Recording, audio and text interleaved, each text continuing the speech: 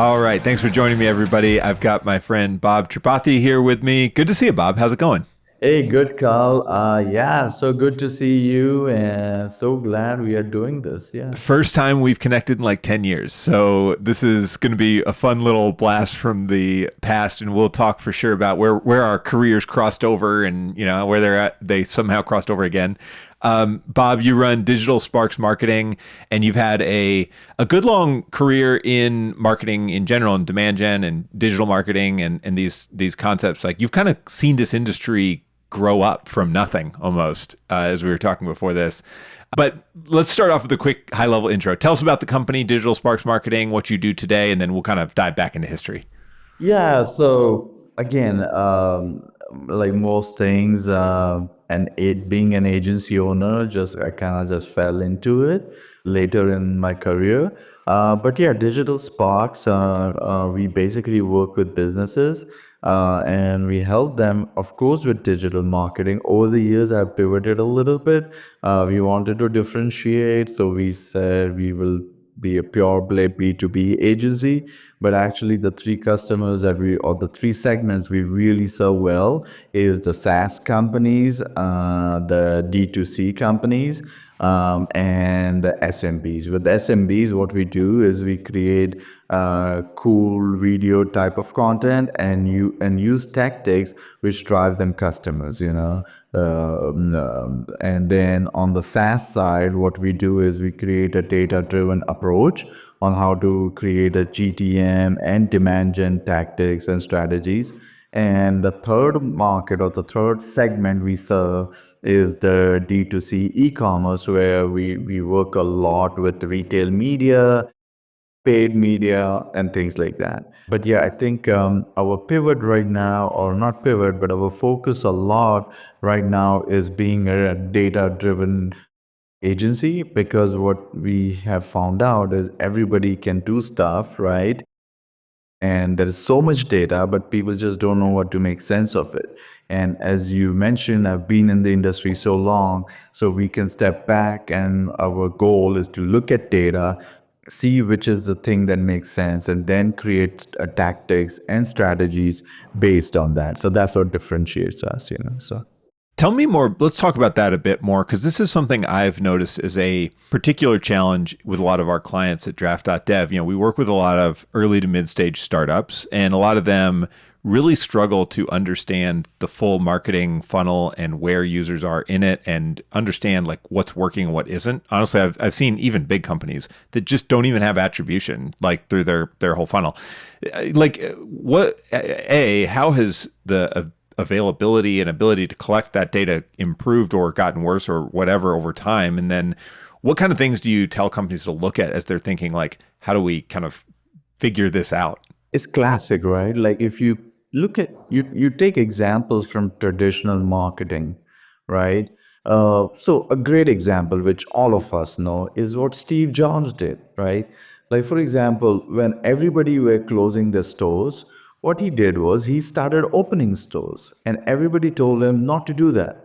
But he had a very insightful outlook that our products are so good that people want to touch and feel, so he started opening the stores. So essentially, as marketers, what it boils down is go where your market is, right? So what does that mean? What that means is, what is your buyer's journey, right? Where are your buyers, not just on platform, but what is their journey? And then once you plot that out, it's not going to be perfect. Then you can say, this is what we should do, this is where we should be going. Not because a competitor in a X company or X industry is doing so and so. And of course, to look at what your buyer's journey is, there is all this data that you got to go after. Like most companies, like for us, if we get like 20, 30 leads, and to convert, we have win and then we have losses. And failure is the best teacher. So you can analyze a lot from your losses, and then you can plot out a journey. So go where your customers are, right? So Yeah, I love that, going where your customers are. Okay, well, we'll come back to some of the marketing stuff in a second, because I want to dive back into your career a bit. You have a really interesting background, and I'll just kind of touch on a couple highlights that we were talking about before this. But You worked at some big companies, Discover, Sears, like really name recognition type brands. Like I even though Sears is is a long way from where it was once, right? It's still like something that it's a household name. And you've also worked at startups, which like that's how we crossed over. We were kind of both working on startups at a similar time, and we're in a shared space together at one point. Compare and contrast working at both or working for both. I'm curious because I have thoughts on it too. My big company, my internships were at big companies back in college, and so I hated it. Went right into startups after that, and have been there ever since. What was your pros and cons list as you think about those two options? I mean, now I can say it differently than what I did before because, you know, time spent on this earth makes you wiser. So you look at things differently. But I think it's part of the experience, right? Because the skills you learn in a startup is very different. And the skills you learn in a big company are very different. So I always say that I have a small company hustle with a big company prowess, And if you can maintain that, because, right from the time all of us were toddlers, when we are toddlers, you're young, you want to show big, like, oh, I'm in eighth grade or, blah, blah, blah. And then as you get older, if somebody cards you, if I go to a store and somebody asks me for my ID, I'm like, thank you. Glad you asked. Right. So it's like that. But no, I mean, of course, with a small company, you gotta be on your feet, right? So the speed is the name of the game, right? On the other hand, with a big company, it's basically getting people on the same page, working together, and then the speed goes back, but getting everyone's approval, is super critical. So, for example, at Discover, since you brought up big company, I remember this for a small startup person that is unimaginable. But Discover.com, we didn't have a search box on the website. So I was like, we need a search box. So I had to create this document, get people together. It took us 11 months from the time I submitted that proposal just for a search box, nothing fancy, to getting a search box on the website, right? Now, in a startup world, that's a weekend job, like, right? Right. But it Yep. don't happen. So you learn patience, but you also learn to appreciate other people's views. So yeah, you learn different skills, to be honest. That's a really good point. In a startup, I think startups, and this kind of mirrors my experience too. The startups tend to attract people who are very impatient and almost like unfocused with their like wanting to jump into new things all the time. And I get it. I mean, I'm an entrepreneur too. Like I kind of have a bit of that. We all do. But at the same time, the skills of big company, I'll call it politics, but it's like the bureaucracy, the best practices, the standard way of doing things, getting people aligned. That's actually really important, especially if your startup does manage to grow beyond just you and a couple of people, right? Like at some point, every startup becomes a big company, we hope. Yeah. No, but honestly, like I think like somebody who's fresh out of college, I think for them, working in a smaller startup is amazing because you gotta learn from the ground up. Even better, like if you can work in a retail store, where you're going to the operations and you're seeing how the little minuscule thing works, right? Because once you get on the ground floor, then you know exactly how everything works. You have more value for the money, which is great for marketers because then we can spend our budget wisely, our clients' budget wisely. But once you know at a very, very, very micro level, then as you grow up, you can see, okay, this is how it could work at a macro level, in a bigger environment. So yeah, I think like I see many of the, I mean, it's, working in a big company has got its own perks and privileges and the social thing that comes with it. Oh, you work for company X, and then that becomes your persona because it happened to me, right? Like everybody would wine and dine. And then when I started a first startup company, nobody would even say hi to me. That's right. I'm the I same guy. totally know that. Yep. So anyway. Yep. Yeah. All your friends who do from high school who do financial advising or whatever. They just stop talking to you when you go start your own little company until you get that first big fundraising or check or like you exit or something, and then they're all back. But that's another story. Material trappings. Right, right. So, this is, you mentioned patience. I actually think this is something that I am still trying to learn and develop. And you have gone through, again, like several sort of arcs in your career. And you mentioned it, specifically with the big companies, but like, let's talk about patience a little bit. Like, how does that apply to running an agency? And is it a skill that is you find valuable as you've, kind of shifted your career in the agencies side of things?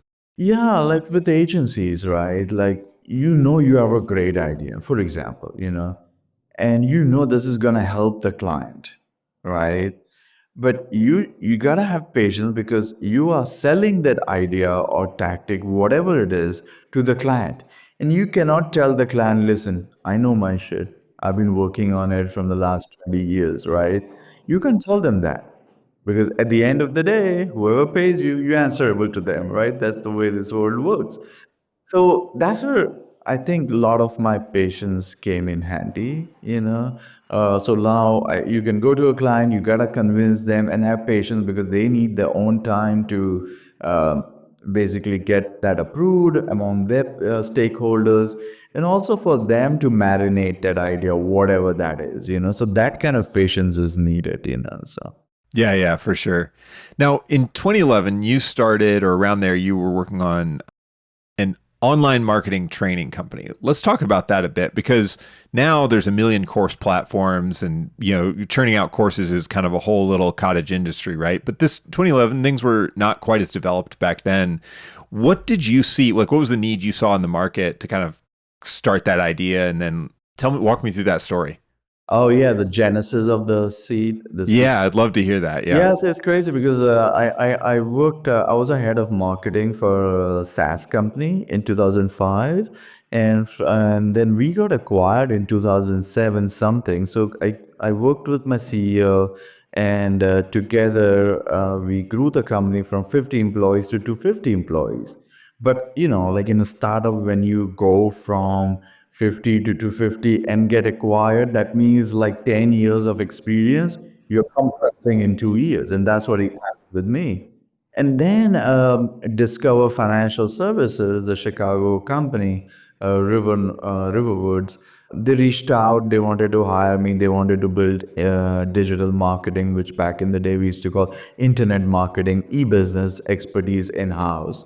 So I worked for them. So, a guy who goes from a 250 employee company, suddenly I go the first day at Discover. They have a freaking campus, their own flags, two man made ponds, lakes, whatever you call it, two cafeterias. I was like, wow. So for me, going there, it's like, wow, everybody must be so smart about digital and internet. And, like, how will I even be able to survive here, because it's such a huge company with their own campus. But once I went there, I started preaching because I was training people on digital marketing, SEO, paid search. I brought SEO in house. I started the first social media channel of Discover, the YouTube that you see today. And because I had a startup mentality, I started the YouTube channel with my personal email, and then I had to do all that changeover because in startup we want to get stuff done, right? Yep. Anyway, so I started training all these different divisions at Discover, like Discover Bank, Discover Student Loan, Discover Network. And suddenly I was like the guy who landed from a different planet because I was talking a language that nobody had heard before. I was talking SEO and search and Google and blah, blah, blah. And they were traditional marketers. So then I started thinking, like, if this is 2007, by the way, right? So I'm like, if this is the issue at Discover, such a huge company, household name, that imagine what's going across the world. So that is when the first seed started. Then it took me 3 years or something after that to actually quit the corporate world or the big company world and start my own company, which is instant e-training. And at that time, there was no software, no talking head, nothing. So we had to basically create a slides, create a video with a teleprompter, write scripts, all that, and bring together. So I learned great things like instructional design, like how do you create beautiful training courses, things like that. But yeah, to answer your question, that was the genesis. Yeah, I love that. I think a lot of people just out of college kind of undervalue the opportunities that you can see when you go work at a big company because, like you said, you would assume from the outside it's Discover. They have the money to pay the best and the brightest, so they must be on top of all the latest trends. The reality, once you get in there, is that they're flawed humans, and a lot of them have been there for a long time and not gone out and learned things from the outside world. That is what happens. It's a classic case of knowledge decay, you know? Like once you are there and life is just like that, your knowledge starts to deteriorate. But the world is moving, but you're still in that your ivory towers, if you will, right? So it's a very natural phenomena, and that's why the whole concept of lifelong learning and parents said always keep learning, keep curious, be curious. What that means is you're learning all this, so you're not behind the eight ball. Same is happening with us, right? There's like AI thing that's taking things over. So if you don't keep up and you're still back in the day, like paid search world, then we'll face the same issue. So yeah. Yeah, I feel like this is one of those things too that is maybe just like one of the most, I think, universally applicable skills is the interest or ability to continue learning throughout your career. And yeah, I saw this a lot in software engineering in my past career where people would get to a certain point of knowledge and they'd kind of stop keeping an eye on what's new. And it's really dangerous in software engineering because the world can just pass you by in a heartbeat. Like if I've only been out 5 years. If I went back to it today, it's probably a totally different world than it was. And I would have to spend 6 months just getting my legs back under me, and not to mention learning languages, tools, all the stuff that goes into it. So I think it's in marketing is the same now because it's so digital and there's no end to it. You had the online marketing training company, and then tell me about the sort of exit of that and then entrance into having your own agency, because you kind of resisted having an agency too for a bit. Like that was kind of like not something you wanted to go do. But like what forced you that route? Yeah, all my life, right? Because as you said, I was managing and I worked with almost all the agencies under the sun when I was working at these big companies, and yeah, I ran the RFP and stuff like that, and probably because I always loved agencies who would like clash with the clients, which is me, because I love that part, right? And there are very few agencies who used to do that. But I think part of that too is like you're always on the, what do you call it? They're always nice to you if you're on the client side, right? Especially in a big company. And the bigger the company, the you're more ruthless with your agency folks. And I think in a subconscious level, probably that's what I was thinking. So I was like, no, I don't want to be that guy. So that was the reason why. But it would have been different. Like imagine being in a big company and starting an agency. There's a lot of credo that comes with it. But yeah, in 2018, one of my college roommates, he came up to me. He did some branding and digital marketing infrastructure assistance, and I was in transition. Just after exiting one company, what do we do next? Which is a great time usually because you're on the ground floor. And yeah, I started helping him, and I told him that I'll just do it for 6 months for you, and then you go find a full time team or something like that. And then 6 months became 1 year, 1 year became 2 years, and I loved it. And then we got some more clients, and I'm like, you know what? I love this model actually because you're problem solving, right? And then I learned, okay, you know what? If these are the some things that I don't like, because the clients are not listening to me, then I need to develop some more patience and try to sell the idea and things like that and give them few options and things like that. So yeah, I actually loved it, but yeah, I was like a agency owner. I didn't think about it, but it just fell. I enjoyed the work, so I kept doing it. Yeah. And you mentioned something I've found really fun in an agency. I resisted starting an agency for years because I thought, like a lot of people say, it's not scalable. That, those of us who've worked in SaaS, especially the venture funded SaaS like I was in, we're always told like everything has to be scalable, like infinitely scalable, or else it's not worth doing almost. There's a time and a place for everything, right? So I don't think that that is completely wrong advice for the right company at the right time, but I think it's like it misses out on the majority of small businesses, which are just cash flowing, bootstrapped agencies and service businesses like that. It's really like that's more the norm. And some of them do get really big and some of them do scale. It's not impossible. It's just hard, like a lot of things. Anyway, and I think what's fun though about them is the diversity of types of work and clients and problems that you can kind of help solve. And it makes it really feel like I'm not doing the same thing every day because every client that comes in is a little bit different, even if just a small amount of nuance. I love that part. Yeah, and again, is how you want to lead your life, right? Because do you want to do things that is always scalable, like crazy scalable, 100x and blah blah blah? Because then it's a boom or bust, right? Because there is no guarantee. Or you wanna do some quality work, right? So whatever that is. So if you're gonna do a quality work and you love problem solving and working on those problems because that enriches you, then that's great too. Like I don't think Einstein ever thought that I can take my skills and I can scalable and become the richest guy in the world. Probably he could, but he was more interested because he was a scientist, right? So there is a lot of examples all throughout human history, So again, it's what our ambitions are, what our goals are. Doesn't make one worse than the other, right? So yeah, that's one way. But then everything is scalable too.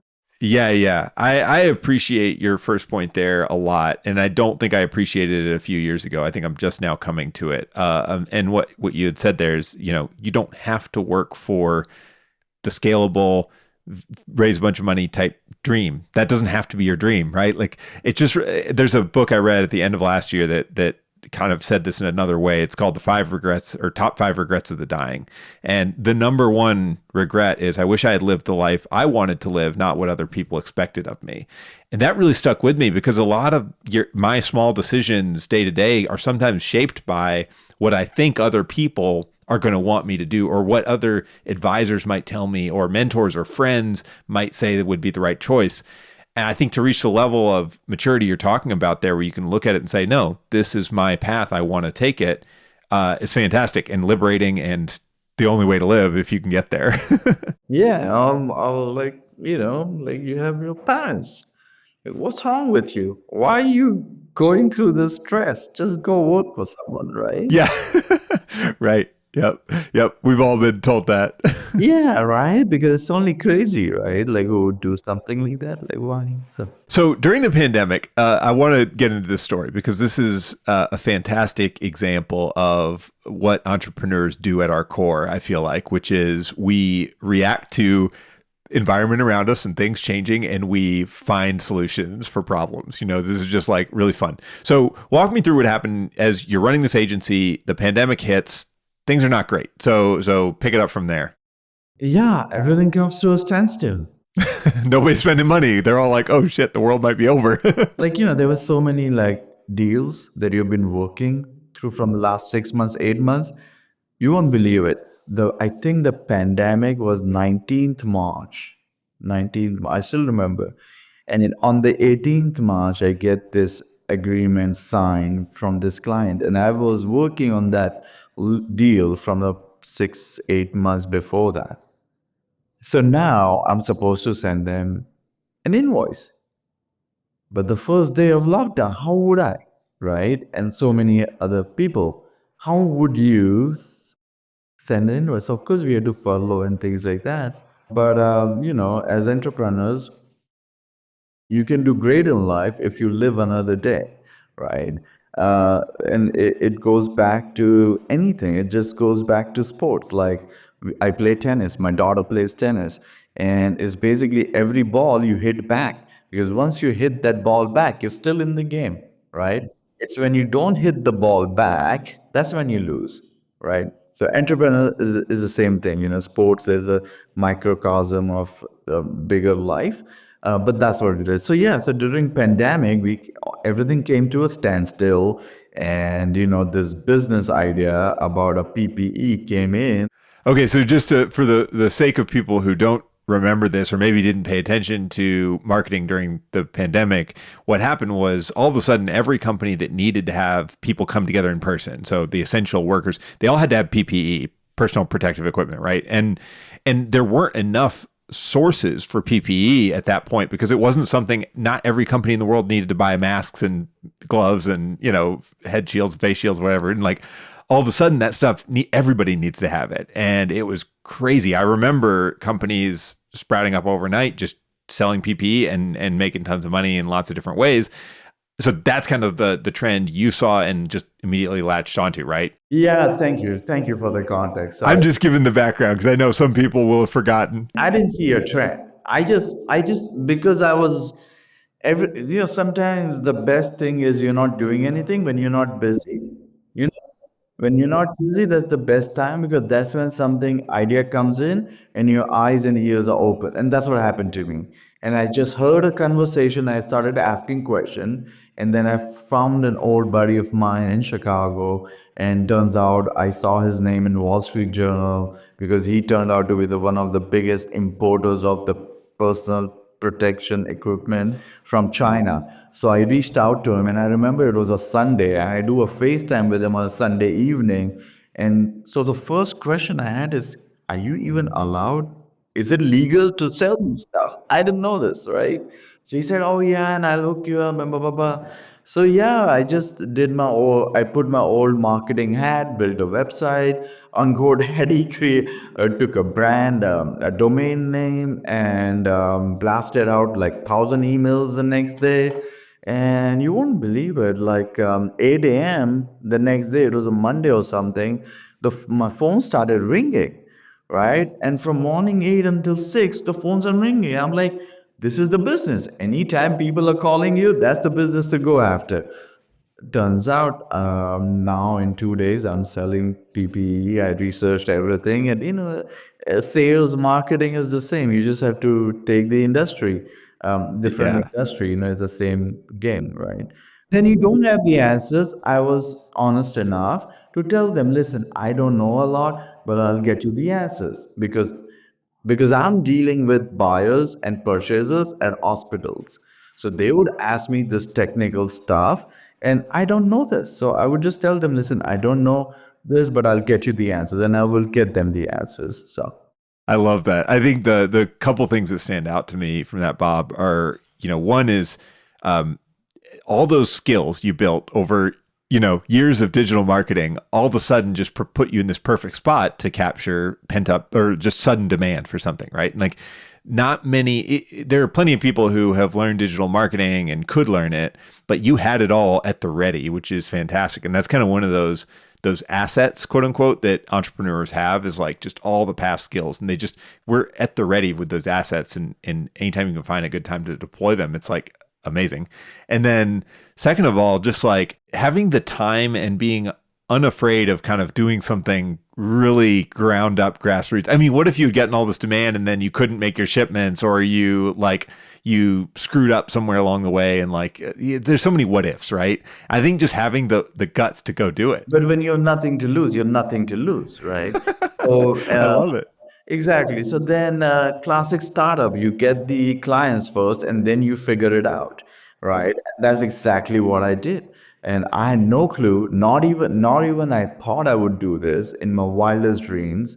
But yeah, in like a month or something, March 19th was when the pandemic happened. I think the last week of March 30th or something, there was a weekend, I built the website and I blasted it out. And April 1 or April 2nd, I was a healthcare company CEO. I love it. So you obviously had a limited timeline where this was a viable model or where it's going to be in as much demand. And so Tell me that story. Like it went on for a couple of years and then you've kind of wound that down, or is it still running in the background and generating some sales? Yeah, no, no, no. So what happened is, I saw that the next wave in the pandemic thing would be like, what if you create a packaged health kit, you know? So basically, so that's where the marketing brains kicked in, like you as an engineer, your brains go into how to build things. As a marketing training, I think about how to package things nicely so I can sell them and it looks like a beautiful package, right? And you think about more functional, like how can I, that's the difference between an engineer and a marketer. So that's what I did. I packaged it nicely. I bought a nice cosmetic bag at, I think, Ulta or Dollar Store, and I put everything as a prototype. I took pictures, I created a PowerPoint slideshow, and I blasted out to some B2B companies, and yeah, people started biting in, including Granger. And so when Granger people started opening my email, and of course I was tracking every email opens, right? Because that's what marketing we do. And I'm like, holy crap, 100 people at Granger is opening my email. What the heck? So that's when I knew that, oh, unknowingly, I just created a health kit which nobody had it. So I'm like talking to the VP of purchasing. Now, why would a guy who didn't know anything about this industry in 2 weeks talk? So then, yeah, so one thing led to another. I got a warehouse in Houston, and then we started building this health kits. I employed like about 15 people at the warehouse who would do the thing, and then yeah, I was shipping all these health kits, and that's what I did for a year and a half, and I loved it, because it was so different. I was so blessed, so grateful to be super busy when people were just chilling at home and the alcohol Yeah. sales was gone up by 30%, and I was not doing all that. I was working, in the warehouse, so that's it. Yeah. So yeah, sometimes it's a blessing, to be doing working and being sharp and learning something. But again, I think it goes back to my aptitude on my lifelong learning tag that I've given myself. Because if I was not curious, I would not be doing that. So it's not hard work, I think, a lot, but it was more about learning new things, right? Because it's so new, I wanted to learn that. Like, oh, how do you import it from China? I didn't know any of that. And I learned how to import stuff and what is a container and how many things go in a container and all kinds of stuff. So Yeah. Something that stands out to me about that is I imagine there's a lot of things you learned from that experience just because, like you said, like with going with a startup from 20 people to 200 people or whatever, it's very similar when you go from like zero to, oh, we've got a warehouse and we're shipping stuff out all the time. Like you're going to learn a ton in a very short amount of time.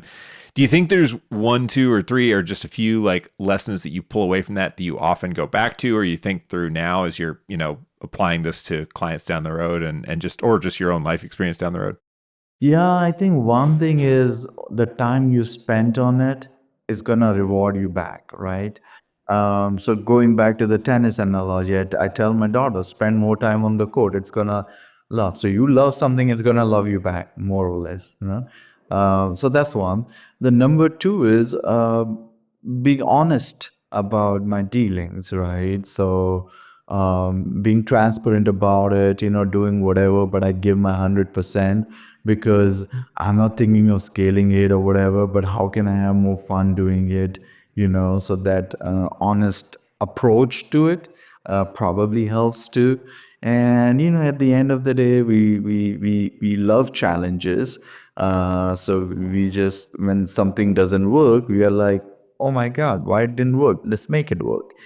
So I think that pushes you more. So I think that either attribution, if I have to give something.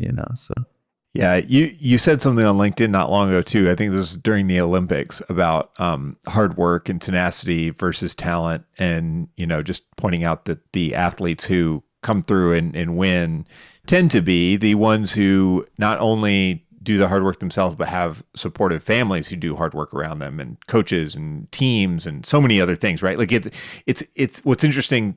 What was interesting to me about thinking about that was like it's not just the tenacity and hard work of one person. It's the whole group around them. Like, tell me about how you think about that as an entrepreneur now and as an agency owner. Yeah, of course I've learned. I wish I knew all that back when I was 20, 25, even 30, to be honest. Um, but yeah, I think sometimes everything you start by yourself and then leading by example and brings things together. And yeah, the whole Olympics thing that we all have learned in sports is, it doesn't matter how good, talented you are, gifted or something, but because, at the end of the day, all us humans have the same 99.6 same DNA, right? So how does it differ? I look different, you look different, you got a different skin tone, I got a different skin tone, but 99.6% we're the same. So it's actually the consistency, putting in the hours, day in, day out, day in, day out. That's hard work, right? So that's how over time it builds up, right? And I think isn't that a saying, right? Like progress, like when you see from 1 month to the 2 months or 3 months, you think like you haven't done it, but then when you look back over a year or 2 years or 3 years, like wow, I've done a lot. I've achieved something. So that's what progress is.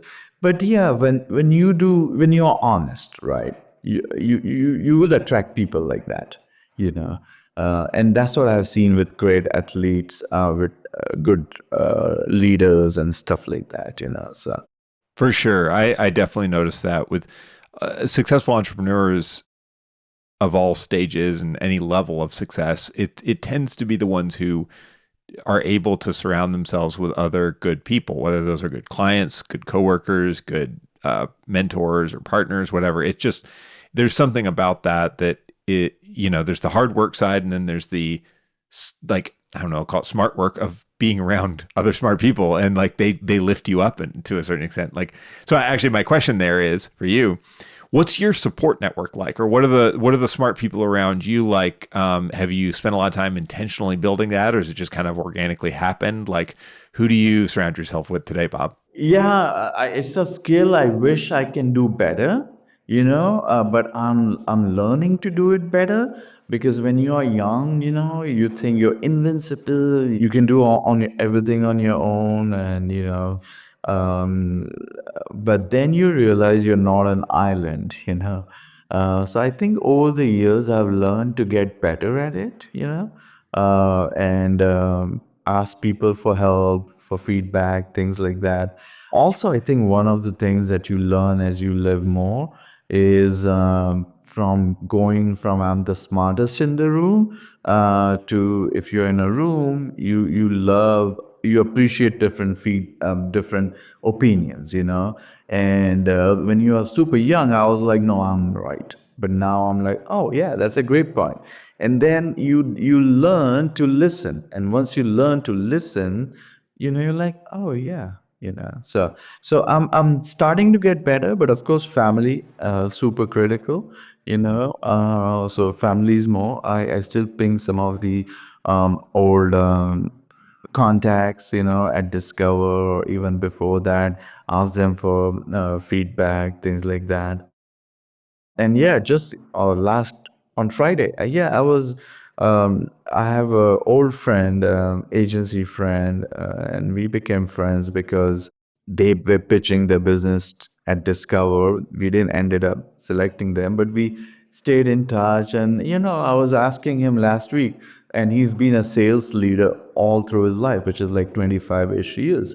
So I was asking him sales questions like, hey, did I do it right? How would I approach it? So because I didn't have any ego, or I don't have that, I'm asking him questions and learning from him.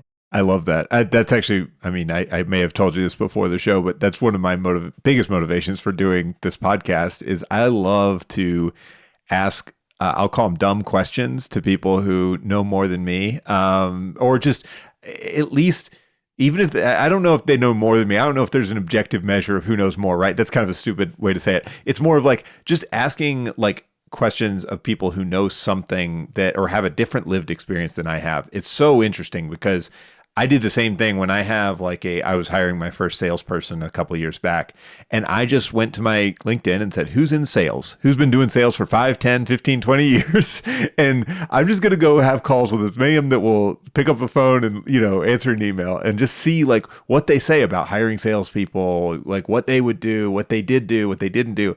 And man, it was like a master course, right? Like you condense all that information and all of a sudden like I kind of know what I'm doing, or at least I thought I did. So And it's okay, right? Like, yeah, when I was younger, I was not able to be vulnerable as I am now. Because again, I used to think I'm an island.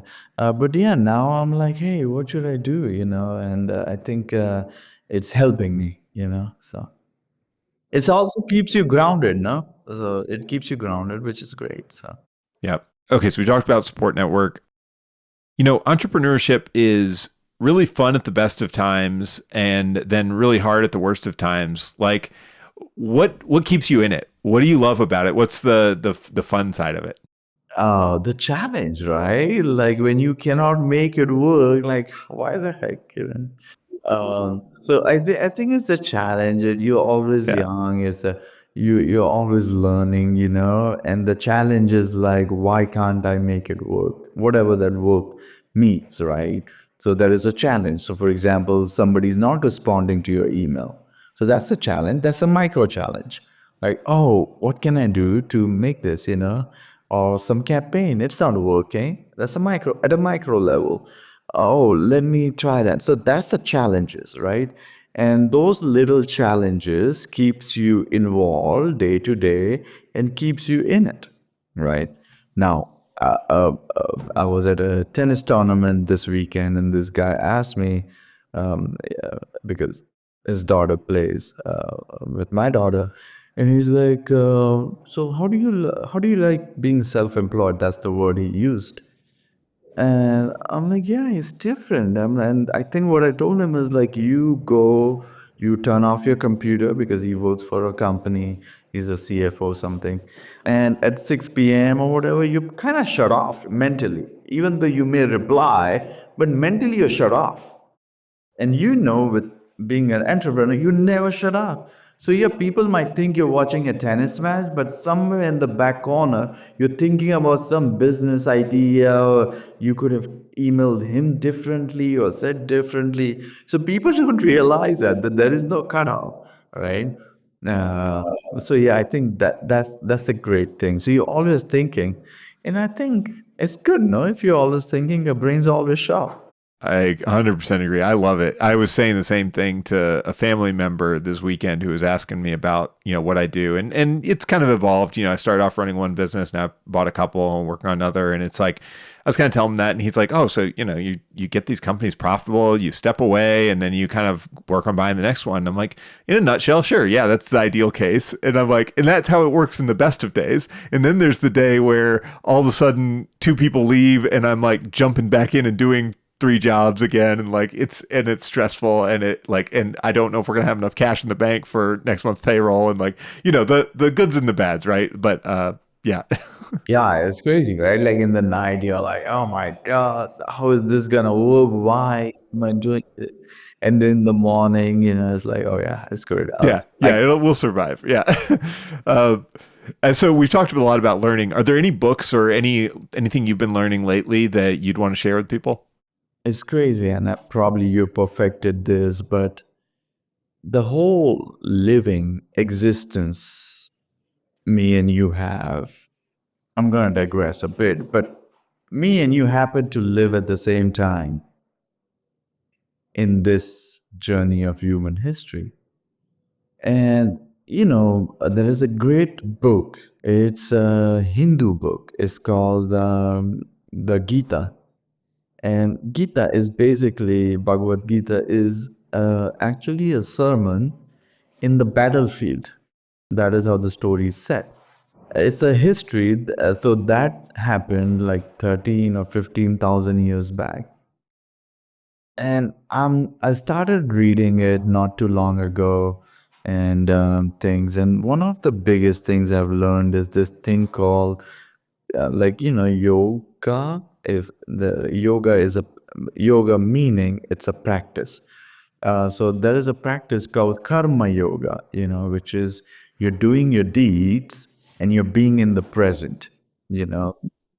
So yeah, I'm reading that, but because the topic is so intense in a way that you cannot read like 40 pages a day, Right.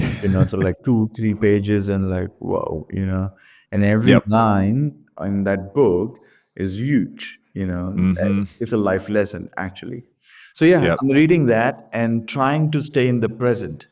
And basically what that means is, if you boil it down to business, is like, okay, I gotta reach out to 20 people today, right?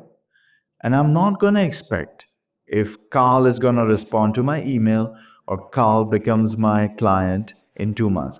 But I'm just going to focus on my activity and be in the present.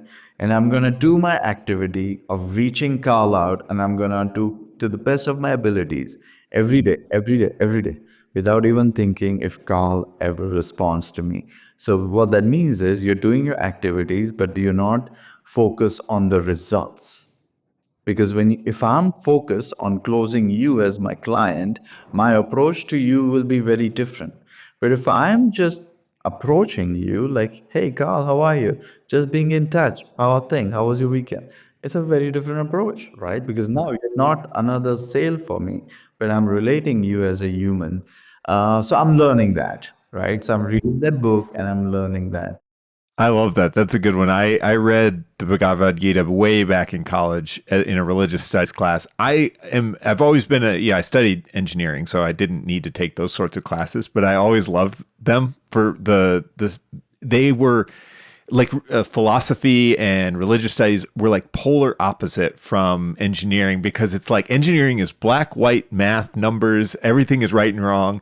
These are way fuzzier and way harder to interpret. And like that, but to me, that was like, and I remember that specifically from that book, like this whole concept of like, there is no good and bad, there just is. That was like what it feels like when you study the humanities, is like, there is no right and wrong, good and bad writing. It all just is. It is just you just accept it as the moment or whatever. Anyway, so I need to remember that more. So maybe I'll go back to that book. It's been many years, so that's a good reminder. Yeah, it's amazing. Yeah, and just being, right? That's another thing. And that's what tells you, right? Like, okay, you know what? The same issues that we are going right now, is people were going through after before 5,000, 10,000, The human condition has always yeah, been, yeah, always just been a that. different setup or a different setting, right? So yeah, so I think, yeah, I don't know. I wish I knew this 20 years back. I think it's a lifelong learning. I don't think there is an end to this, but yeah, that's a good reminder to leave it on, Bob.